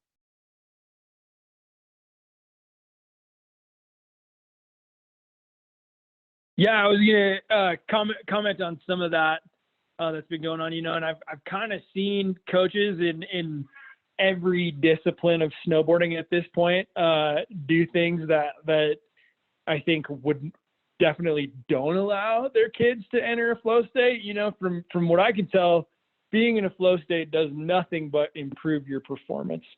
But I've seen it, you know, with coaches and instructors too. Really, it's a little bit harder to see in the instructor world because you're not, you know, stacked on top of each other, like listening to everything that's going on. But in the coach world, you know, you got kids like you got groups going through a border cross course, looking at things, and you'll hear these coaches talk about every last little detail in every turn and every single situation that could pop up on that day. And I've definitely heard it in Big Mountain too, when we go through and do the inspections or whatever, like just going through every last scenario, like the kid's going to remember it, like it's going to do anything, you know? And it's like kind of classic sort of over coaching, basically. And you know, at some point, like you got to trusting the skills that you've put in these kids, or trusting this, you know, just trusting your own training that's out there, to be able to, you know, when you're in the flow state, you make those changes on the fly, you adapt on the fly. Oh, for sure. And especially when you're at that degree of difficulty, you're not going to remember what they just said. You're in a strictly feeling mode. And so you're going to adapt on the fly, as you said. Brennan, and then Claire. Yeah, I know we love to live in coach's world on this group because so many of us have gone back and forth, but I was thinking about our exam processes and how infrequent we create space for our candidates to be in a flow state. In particular, constant feedback seems to me to go against flow state. And I'm not saying we shouldn't give feedback, but it's kind of interesting thinking about we're asking our instructors to perform at some of their highest levels, which would ideally be in some sort of flow state. And yet, how many of, if you think about the writing task or the teaching task in particular, how often does it feel like flow state? How often do we give that chance?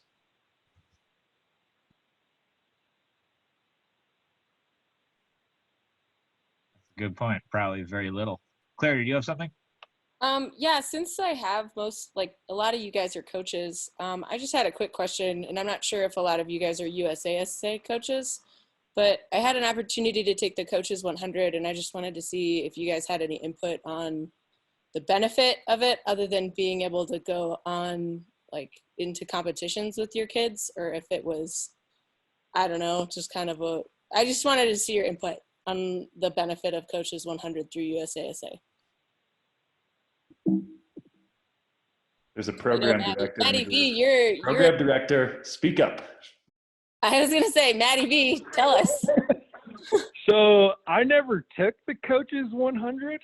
No, if you, well, you go. I've taken 200, and I haven't actually taken 300 yet. I don't know if maybe McKellar has a 300.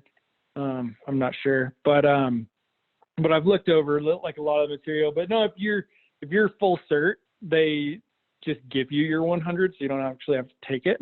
But anyway, who do I talk to about that? Because somebody told me I had to take it, and I was like, but I thought there was a get through, go to Costco, collect $200 kind of thing. Yeah, Zippy at USASA. Okay. But no, so I've got a lot of coaches who have taken the 100 and the 200, and yeah, it's a really difficult question. It's not a clear standard. From what you can tell, there almost is no standard. And they call them clinics for that reason, because it's more of an exposure to information. But the value of those is almost entirely based on who shows up to those clinics. And I think we had a pretty good Coach 200 clinic that I went to, and I know McKellar was in there, and quite a few other higher level of people were in that group. So it's entirely different, each clinic to clinic, just based on who shows up. But the process, if you get a chance to go in and look at a lot of the information and start to kind of dissect that information for yourself, that information is good. I don't know if any of you guys looked at the LTAD charts that I put up a couple weeks ago. The information at all these levels is good, but when you're actually at these events, how much you take out of it is entirely based on the group, for sure. So yeah, it's a hard question to answer. Cool, thank you. I'll jump in. I thought it was very beneficial. I have my 300. I went through that whole process. I will agree with Matty. What you put into this is what you're going to get out of it. But the information is different in a good way than what the ASI, the AASI certification process is. But it does marry a lot of the same skills. And to be honest, what I've found is, even at those higher levels, I got a chance to help out with Toby Miller and stuff, and I thought they were going to give me some mind-blowing information. And you'd be surprised how much it came back to the fundamentals that we talk about day in and day out, and just probing with your feedback, and instead of giving answers, it's more like, how did you feel about it, or what'd you feel? Okay, tweak this, now go do it. That's literally the level of feedback these guys are given. And you have to realize the athletes you're going to deal with at those upper levels are so talented that they don't need you to tell them how to do the trick. They just need a little, sometimes it might be the mental side, which we've talked about, Matty V talked about earlier. And then sometimes it's just a little kick in the ass, you got this, go do it. but I did find the group I was with. I kind of reached out to a lot of people that were interested that I knew were at a high level. Leah Logal was in my group, and we made it the most we could. We had little sessions like this off snow as well. So I think it's beneficial if you're gonna go into the coaching world, but it also helps your guests, especially, we over feedback so much as instructors. Sure. Matty. Yeah, I was gonna add on to what KB said there, and yeah, you'd be shocked at how much, I've got in our program, we've got 3 different kids that are consistently doing doubles on snow right now, and a couple more like right behind them, and you'd be shocked at how much of what we talk about in those tricks and everything could be directed right back to like the same movements that people do in that level 1 through 4 lesson. At a certain point, that I've taken away with a lot of the information that I've taken away from the ASA and USSA certifications is the actual snowboarding, the technical side of snowboarding that all of you guys on this call have. You guys probably have more than some of the like most famous coaches out there right now. That stuff is kind of the easy part. Getting the snowboard movements right and getting that stuff right is kind of the easy part. Finding the different ways to like get these people to trust you so that they communicate back to you what's going on in their head, like so you have a better idea of where their energy is or what that little voice is doing. That's significantly more difficult and takes more time. And when you make mistakes there, then it takes like even more time. So a lot of that stuff is more directed at how you build those relationships and like how you communicate with the kids, and so that the mental side and the building the trust is by far and away the more difficult piece in those environments for sure. Thanks for saying that. I know this is a little off topic, but I just wanted your opinion. I got edged out of coaching kids that I was with the last 2 years because I didn't have my coaches 100. And so this year was kind of a mess with the kids that I coached the last 2 years, because they were all like, every time I saw them, they were like, we miss you, we miss you. And I felt like I was missing something like in this coaches 100 that I was like, oh man, maybe I'm not up to snuff, like whatever. So thank you for your opinion. And yeah, I'll look into it. Yeah. Oh, you're up to snuff for sure. You should. Tony's up. No. Go, Tony. Hey, I just have something just to kind of bring this back to relevance for because not everybody on this call is a coach and trains athletes, but bringing this back to the exam kind of realm. I actually been having a personal message with Brennan about this actually. What are your thoughts? What are your thoughts with the state of flow and having, trying to get exam candidates into the state of flow so that they can pass an exam versus, so that was like what Brennan was just mentioning. And my argument to that would be, okay, maybe not, sort of. My argument to that would be, I want to see people be able to ride the standard all the time, so that even when they're not in the state of flow, where I understand when you're going for a trick at an event, at a competition, you're trying to do better than everybody else. You want to peak perform. You want to get into that flow state. So I don't know. I just throw that out to hear people's thoughts. And I guess, Brennan, you can make your argument, homie. Adam, then Matt. I'm gonna jump in on this one. That was rattling back and forth in my head, probably the exact same time you guys were messaging back and forth. But I think in the instructor world, it's almost more important to see them achieve those tasks out of the flow state, because the biggest thing out of those exams is to see, hey, under truncated circumstances, can you perform or at least present tasks and a progression to the group. I don't know about you guys, but every single day I show up to work isn't always a winner. I've got an infant in my house, so there's been entirely too many nights this year where maybe I slept an hour and a half or 2 hours, if that. And so getting into the flow state, first thing, when you meet your new clients or even return clients or other instructors, the odds of that happening are very low. So you have to be ready to achieve your goal of sharing and leading somebody through a progression with demonstrations without being in that flow zone.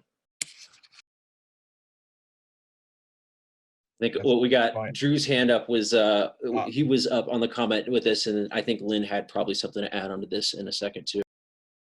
I think the way I interpret it, kind of how do we want to utilize flow state from an instructor standpoint is if we can tap into flow state more often in our everyday riding, in our practice, then whether it's in front of guests, in front of other instructors as a clinician, or in an exam setting, we'll be able to reach our potential even if we aren't in that flow state. I think the more we tap into flow state, the more we're going to be able to progress our riding and teaching.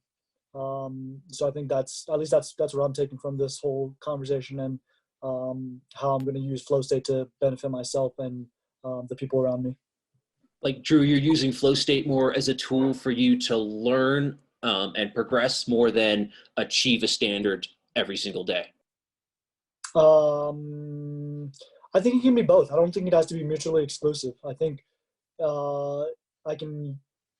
when I am focused on progressing, I can evaluate what challenges I'm tackling and kind of self-reflecting on where my skill level is and trying to tap into flow state. And the more I can tap into that, I think I'll have more success in progressing myself, whether it's overall or outcome specific, a specific task.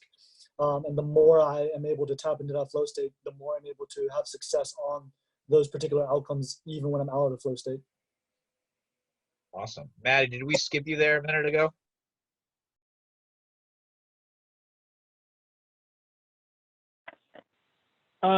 Yeah, what I was going to say is, the flow state is really, it's about your ability to be present in the moment, and so like, it doesn't have to be hard charging riding to be present in what's going on. It's like when you start worrying about your turn or going first, going last, the sitting around, that's you like moving yourself out of the flow state. So I think people can stay in the flow state in these exam scenarios. And also, it's not just about the riding either, but if they can, tap into the flow state and get in the flow state, on their teaches too, like that's wildly beneficial in being able to, use the rest of the group for your teach and tap into some of those more critical elements of, it's been too long since I've been in an exam, but tap into some of those the indirect teaching styles and those sort of things. So the flow state can apply to more than just the riding part of taking exams. Very true. Lynn, did you have something?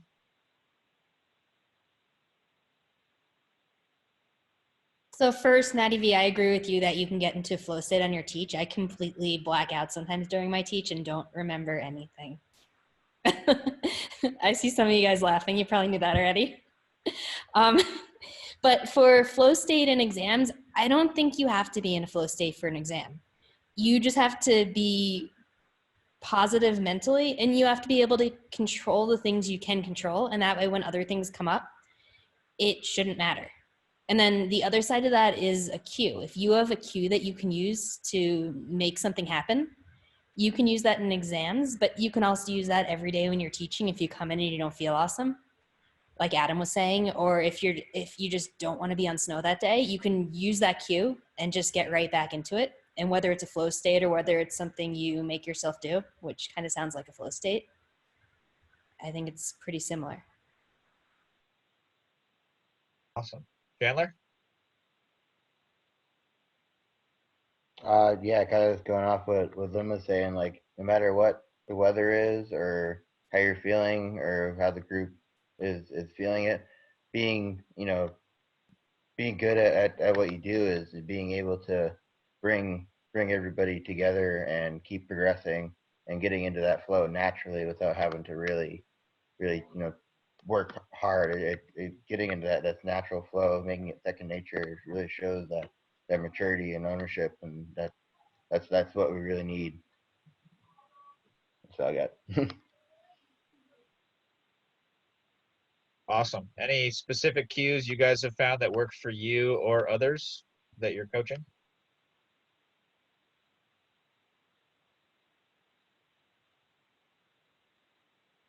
I know Tony's got his little hand clap and whistle thing that he does like every single time before he starts moving, and that like must get him into the cell. Yeah, Brendan's got it. Yeah.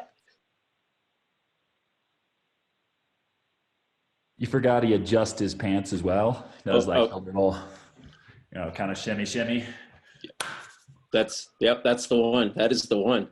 Oh, geez, it's like Tony just got taller and grew a beard. You guys ever practiced like controlled hyperventilation for first couple of breaths before performance? Never controlled.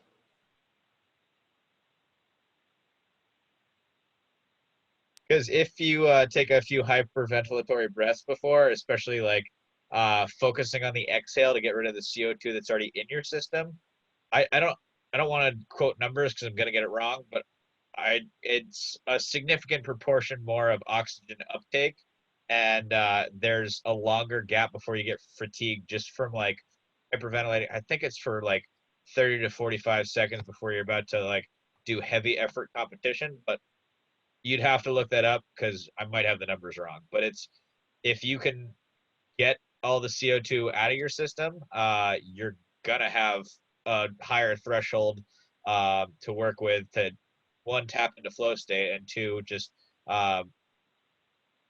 prevent fatigue down the line.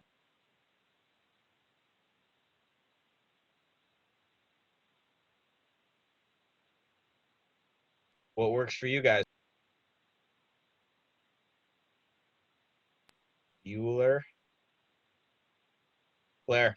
I was gonna say, and I don't know if I'm allowed to admit this, my Cert 3 ride day, which was the only day I had to retake, the second time I took it, I had music on. I had headphones in, and that's what gets me into my flow state for sure. Awesome. Conrad, do you have something? Anything. Sure. Yeah. So this topic's super interesting to me from like probably a different perspective than you guys might have thought. But when I do big mountain competitions, there's kind of like there's like a couple different camps of people. There's like the camp of people that like to have like a drink before they drop in, like an alcoholic beverage, like a shot of something. And I was in that camp for a long time. Like that's how I used to get into flow state was alcohol. I like couldn't get into flow state any other way. So that alone developed this monster of a problem where I had to give up drinking. And after I gave up drinking, I couldn't get into flow state. Like it was so frustrating. I didn't have that crutch anymore to like get myself into it. So like every time I dropped in the half pipe, I like didn't have this thing to like remove all the judgment and the ego. So it was just me and my ego judging myself. And it was so frustrating for a really long time. And then finally, I was given all these tools, meditation specifically, which is why I think it's cool that Lynn like asked me to lead a meditation at the beginning, but meditation allows me to be really present, be really mindful, and to just remove the ego, to remove that judgment, that self-judgment that would prevent me from getting into flow state. Because as soon as I start to question like what I'm doing, or am I good enough, or is this gonna pass? Like I'm out of flow state completely. So this is a really intimate topic for me because I really had to grapple with it.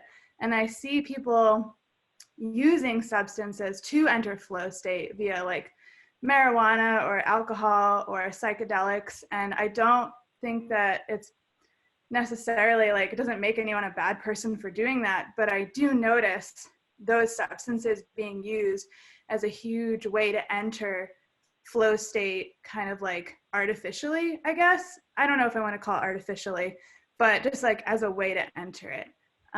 So that just is something that came up in my mind. And yeah, so meditation is the way for me to enter flow state now, just like removing the ego, removing the judgment without the use of alcohol. Good point. KB, weren't a few talks ago, weren't you talking about the value of breathing for entering flow state? Is there anything you want to touch on there?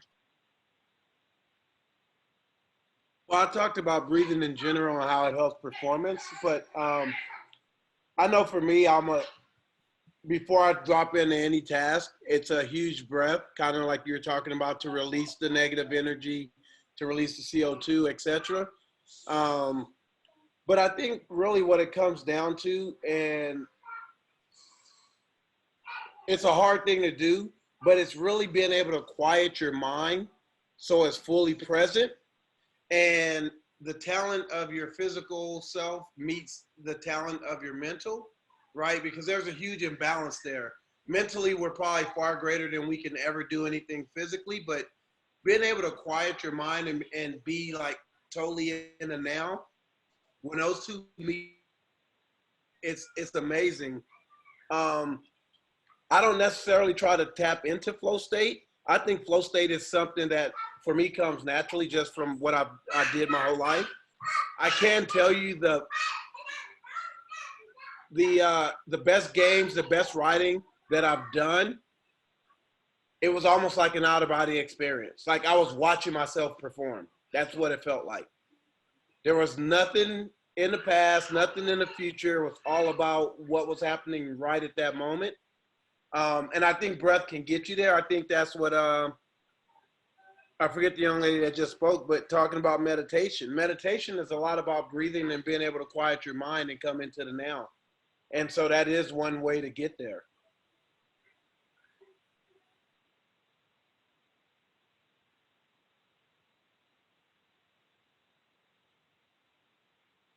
Agreed. I found when I started my college career on the D1 track team, and thankfully ended that quickly because I sucked at it and was not a D1 quality athlete. But I remember on our first meet, the track captain said, like, guys, for all of you that are nervous, our sport is running in a fucking circle. Like, calm down. It's going to be fine.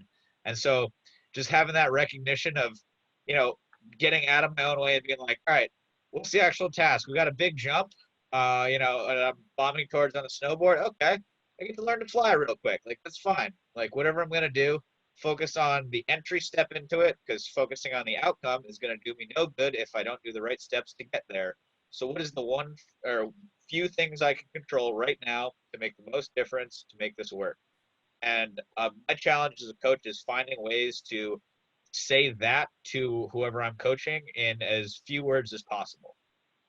Do you guys have any good solutions for, you know, breaking that kind of change down to digestible bits, I guess?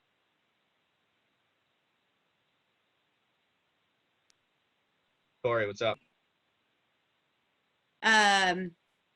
I guess so. For me, getting in the flow state, well, I guess for everyone, it's being conscious and being aware in those few seconds that you have, which is sometimes, you know, hard in today's world with like phones and computers and all of the things around us. But so I'd like to take a couple words, and I think I said this earlier.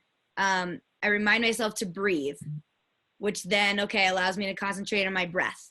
And then I tell myself to relax. So instead of having these tense muscles that are really excited to fire and do things, I'm like, okay, I'm breathing.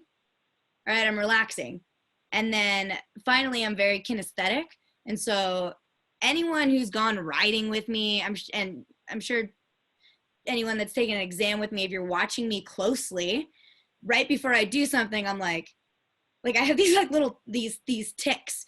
And it's just it's a body reminder of like, okay, like twist this way, like upper body, lower body, like flexing a knee. And I did it when I was a gymnast, you know, like I'd be in the corner and I'd be like, okay, set, twist, to remind myself to not just twist off the floor. I'd be like, okay, now set first, like physically lift my chest and then twist.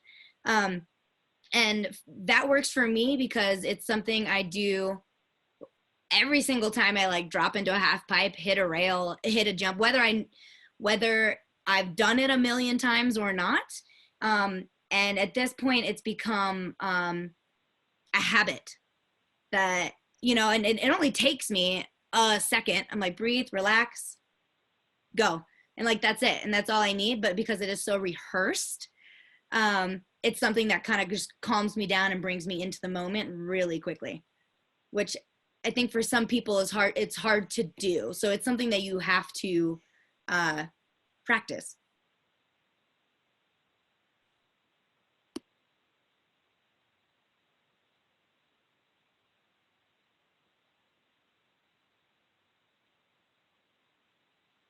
I think that brings it back to what Tony was saying a bit too. What I've been hearing from a lot of you is that when you get into the flow zone and you've practiced something enough, you get into that flow zone like pretty much instantaneously. And when it comes back to like instructor exams and assessments, that's one of those things that proves your preparation. If you have done this to get into that flow zone to achieve a task enough times, come exam time, you should be able to snap right into it, or you've done it enough times you don't necessarily need to be in the flow zone to do it. And for an example, like an ollie, how many of you need to stop, sit, think, breathe, relax, get yourself into that flow zone before you do an ollie? Probably not that many of you. You might. Yeah, Tony, he does his thing though. He does his hands, he whistles, he's good. He's in that zone then. But it's not always something that is required for some of these tasks. And as you keep working and create a set of skills to a high enough level, when you're performing these more intermediate skills or some even the lower advanced skills, you don't necessarily need to be in that flow zone to be there. Or conversely, you get into the flow zone so quickly that it's not a big deal. You don't have to consciously do it anymore. I don't know. That's kind of like the two ways I'm thinking about. Corey. I think something that a lot, and this might just be Snowmass. I don't know. I haven't been to anybody else's mountain and done training over there, but I think something that kind of lacks is just preparing candidates for the mental side of riding. Like, I think that the soft skills, getting into the flow state, getting in touch with your body, meditating, whatever it is, I think that is something that is hugely lacking, because you could be ready and ramped up to go and you've done, your 360s a million times, but as soon as you get into that the day of exam, you're just like, oh shit, what is this? Why am I shaking? Why can't I breathe? Why is my chest so tight? And I think that it's hard for people to get into a flow state once they are in the exam setting, because it's not something they have trained for. Like I said, when I get into a flow state, it's a habit at this point.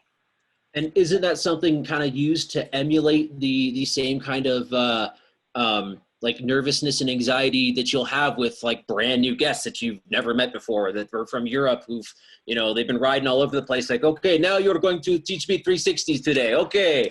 Like, maybe, yeah, I guess that's what we're doing today.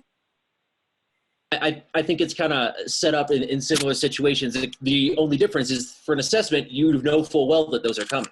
It's not a surprise that, oh man, it's cert 3-day ride day, I'm going to have to do at least one 360. It's not a surprise. Versus like in your instructor life or even coaching life, it could very well be a surprise as what your actual day's goals could be. Right. Chandler, you're sitting there like super antsy. You got something.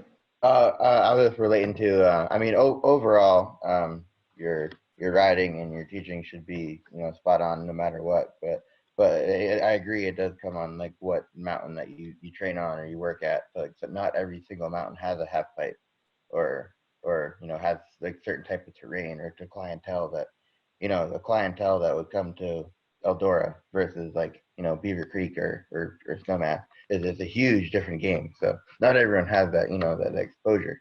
But when I was training out in Tahoe, training for 33, there'd be a lot of people that from Squaw Valley that'd be really, really good at riding steeps, riding bumps, and like the chutes and stuff. And someone coming from Boreal would be like really good at riding park. So like they pass their ride day like on those aspects, but like someone from Boreal is going to be weak at steeps.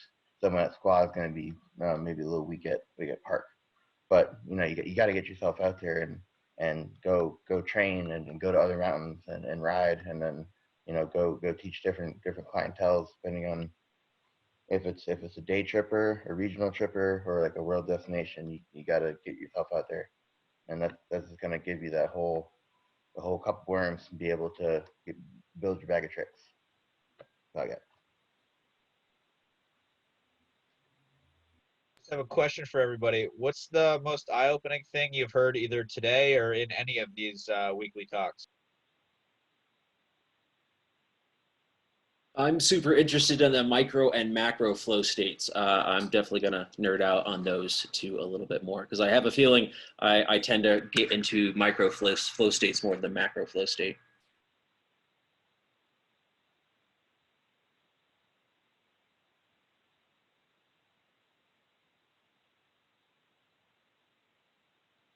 I'll chime in. Basically, I think everybody holds themselves accountable to a certain standard, and not exceeding that standard is pretty close-minded with regards to our goals. So basically just encouraging everybody to step outside of that box. Don't set those goals within the standard of an organization. Create your own standards.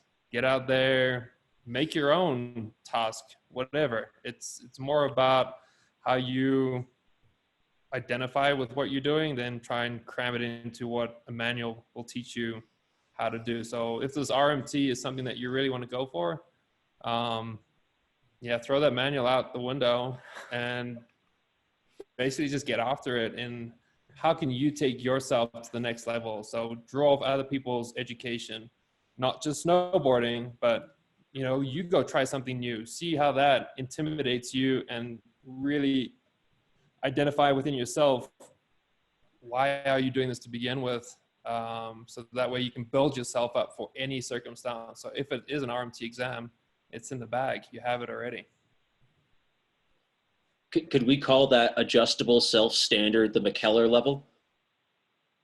Like I'm almost there, I'm gonna hit my McKellar level today, or I'm gonna be 4 360 shy of hitting my McKellar level. Well, it was always going to be 2 points ahead of that. So you're going to be reaching for the stars there, bro. Solid. A little higher than the McKellar level.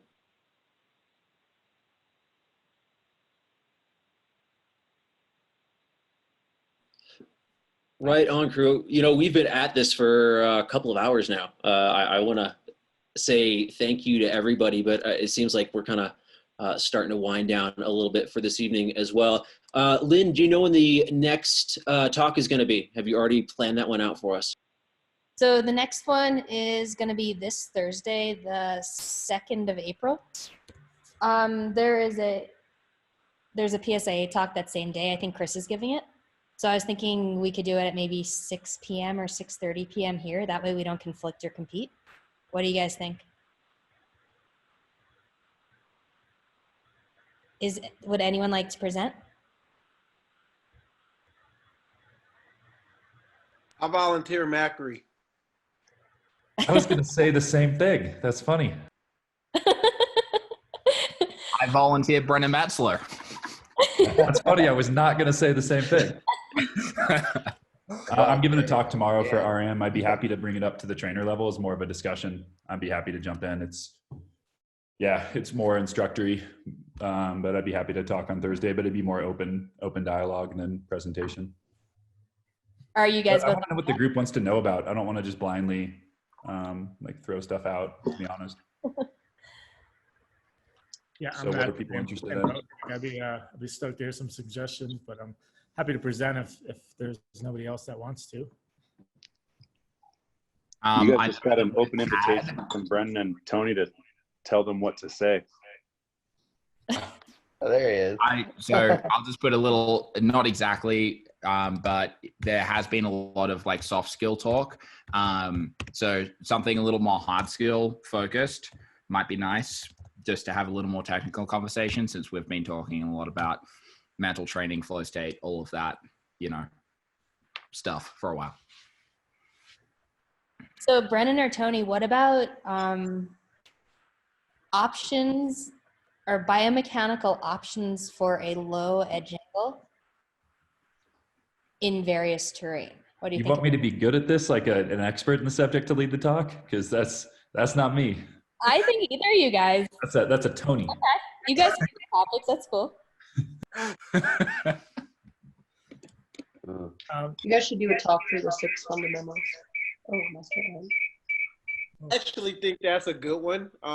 Talking about maybe the contrasting movement patterns or body positions, etc., for a high edge angle versus a low edge angle. If I'm not mistaken, I remember riding with Conrad, what was it, a couple of years ago when we were in an exam or something, and I was like, holy crap, this dude rides the heck out of his edges, but don't ask him to do anything on a flat board, if I recall, because you were like high edge guy all the time. And I remember just chatting with you about some of that. So I think that'd be a good compare and contrast as to what movement patterns you can get for flat boards and how it's achieved versus super, super high edge angles. Yeah, and Tony, I remember doing like a joint isolation clinic with you one year, about how you like really broke down like every single joint and how it affects like the board performances. So maybe getting a little more depth was that. Yeah, I mean, I was planning on doing this one for PSI that's based on, I'm sure you got a lot of you guys have heard me talk about it before, but the idea of riding versus driving and when it's better to ride and when it's better to drive. And that has to do with edge angle and effects of pressure and things like that. So yeah, I'm happy to have a conversation on that. What do you think, Brennan, for yours? To be determined, but I like what I'm hearing. I think it's funny that we coerced Tony into presenting. I had another idea if nobody wanted to present. I guess my thought on people presenting is it's kind of cool to learn from everyone's area of expertise. Like it's been cool to have things that are within our paradigm, way outside our normal stuff, whether it was like nutrition or some of the stuff from the coaching world. So I think that's been valuable for everyone to just keep contributing things that are real to them, that they have some experience with. But Lynn, you were saying? Oh no, I was just asking what you wanted to present so I can put it on so everybody can see it. No pressure. Yeah, I'll think about something. I'll get back to you tomorrow. Okay. Cool. Lynn, the Rocky Mountain one on Thursday is 4 o'clock to 5:30 is what it's scheduled for. And it's on Introduction to the Learning Connection Model. All right. Do you think if we schedule this for 6, there'll be enough time in between for That'll be fine. All right, cool. Nice. Well, we've got the next meeting kind of sorted. I want to thank everybody for coming out tonight and hanging out. And we've got a lot of really cool ideas getting shot back and forth. And just like every single talk we've had, I've got now a long list of things to research between now and the next one. So I hope to see you guys all at the next one. Thank you guys for coming. And thank you again, Lynn, for putting all these on. If it wasn't for you putting this on, we'd all probably be hanging out, making fun of each other on Facebook instead. So thank you for bringing us in a more positive and constructive medium. Thank you so much, guys, for contributing and coming. Thank you. Thank you, David. Thank you, Mr. Vogel. You guys definitely got us chatting. We went through 2 hours like it was nothing. So, Thank Were you guys we in for listening. the This was flow fun. state of learning here? Just talking? I Thank think you, we've guys. all been reading a book right now. well, thank you guys all very much. Y'all have a good night. Thanks, guys. Have a good one.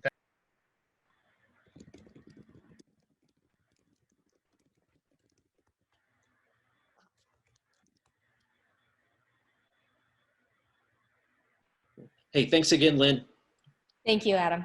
Yeah, these are always really fun. So Yeah, thanks for doing this one. I'm gonna have Conrad do the next one if that's cool. He asked. dude, totally. I'm kind of bouncing all over the place in my schedule anyway, so I may not be here for the whole shebang next time. No worries. Thanks for doing these two. I appreciate it. Absolutely. Thank you. All right. See you later.